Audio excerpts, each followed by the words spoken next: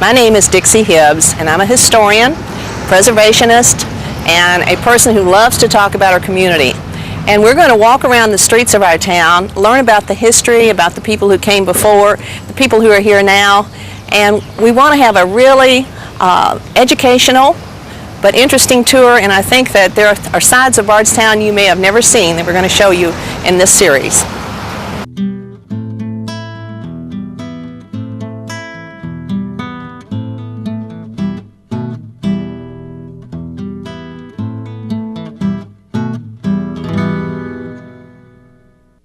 I'm standing by the historic marker that denotes the settlement of Bardstown.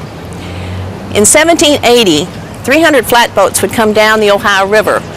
They had to stop when they got to the Falls of the Ohio, what we now call Louisville, and when they stopped there was a man on the bank named William Bard. He and his brother David owned land here in the central part of Kentucky. They knew their land would be worth more money if people were living on it. So they talked 33 people into coming into central Kentucky and building a house, 18-foot square. This house was built of crude logs cut from the forests of Kentucky. Today, those early log houses have been replaced by wonderful mansions of brick and stone. The town flourished because of its location. We were high on a hill that was healthy. All of the waste, sanitary waste of animals and people washed down when it rained. And we had a very healthful, clean community.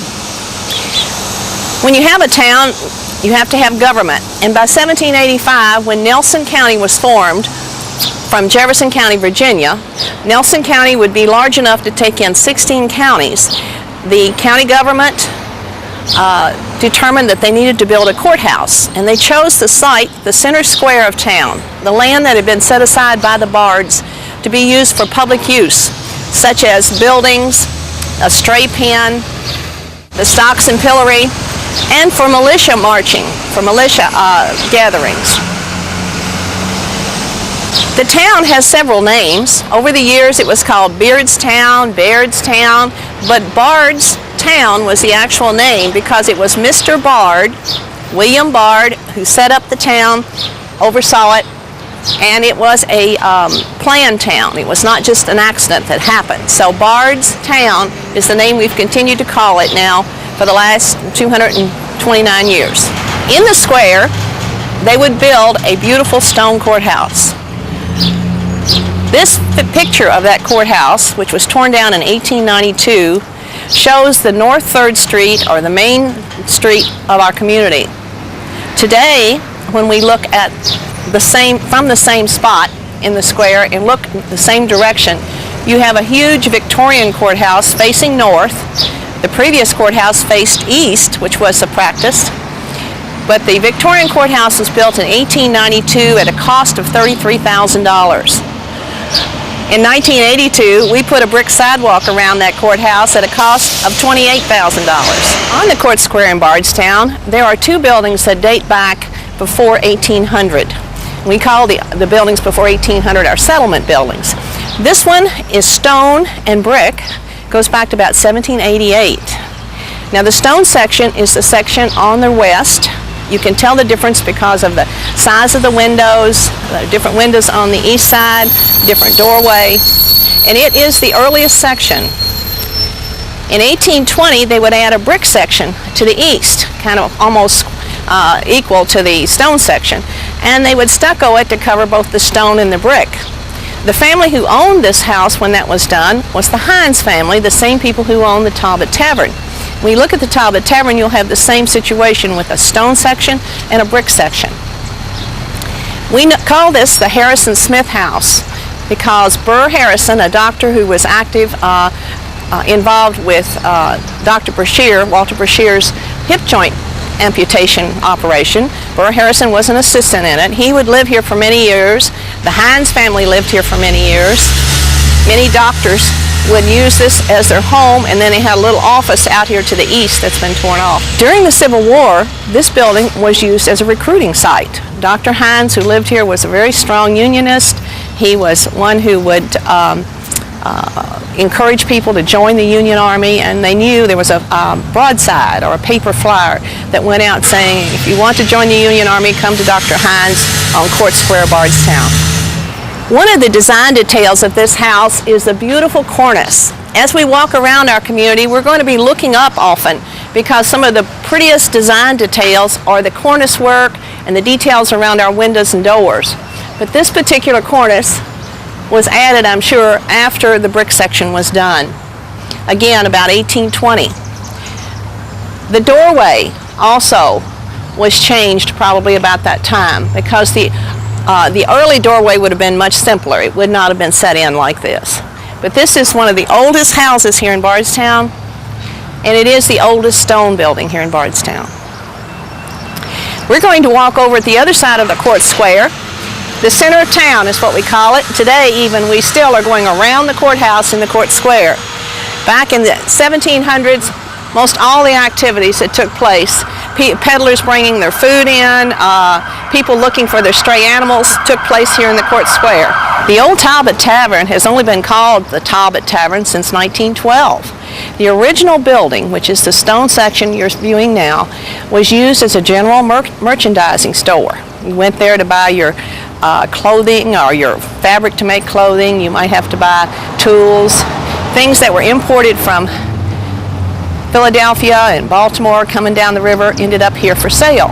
The two-story building would be added onto, and later by the 1820s it was being used as an inn or a tavern. And the inns were like today's motels. You could get a meal, overnight stay, place to put your horse in the stable behind it. It has anchored this corner of the court square since the 1790s. 1797 is what we claim for this building.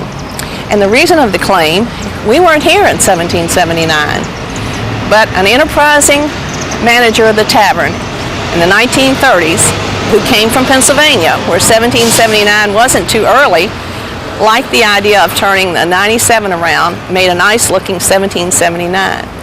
It was evident he wasn't a historian, or he would have realized that was much too early for Kentucky. When we look at the building, there are lots of doors. We're looking at it on the east side with the morning sun striking it. You can tell by the number of doors that open out of a building, the use of it. And commercial buildings or buildings built to be used by multiple offices and people had multiple doors. If we look up to the top at the cornice, this has what they call a bracketed cornice. Looks like brackets that you might put up on the wall to set something on. This is one of the most attractive cornices in town. There's one other like it, and in a house that was built about the same time. You can also see very clearly that you have stone in the front section and brick in the back. Again, the cornice is continuing over to tie the two together. In the old Harrison Smith house we saw earlier, they stuccoed over the two materials to make it all look like one. In this case, they never did do that. And we're glad, because the structure probably is in better shape because without the stucco you didn't have to worry about it coming off or having to repaint it so much and all. The doorway is always one of the most interesting parts of any house. And it's usually the most attractively finished. It's your entrance and your introduction to the building. This doorway has fine detail, it has carvings, it has all types of federal style details. We don't think this was on this building all the time. We're not sure. We do know it wasn't right here where it is today, because in the 1930s they would move and build a stone wall out here, even with the other, underneath the balcony. The balcony actually extended over an area inside, that's now inside, that was like an open porch. So the entrance would have been further back in here. You had the building of 1790s. You had another building over here that was torn away of the early 1900s, and they wanted to maximize the space inside by pulling this wall out. And when you look very closely, you'll notice that the stones are not the same exactly as the others. The others are very smoothly cut, fitted together. And these are a little rougher and more in keeping with of the time there. So 1930s they remodeled. And this whole building is the example of many remodelings over the years. The latest would have been the addition in the 1970s of the area to the west. That particular addition enclosed some of the earlier building, but it all makes up the nice facade today. Even upstairs, the little porch balcony ties into the Victorian details on this balcony that again goes back to the early years. If you can imagine the inside wall here, back as far as the wall at the inside the balcony there, that was what the original, the older building would have been like, set back about 8 feet there.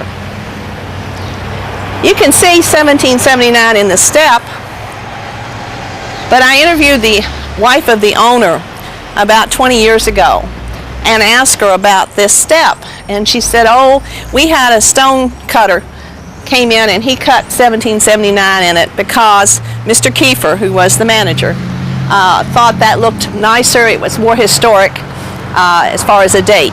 So it's been in there since the 1930s. Pretty soon, if it gets to be old enough, it'll have its own history.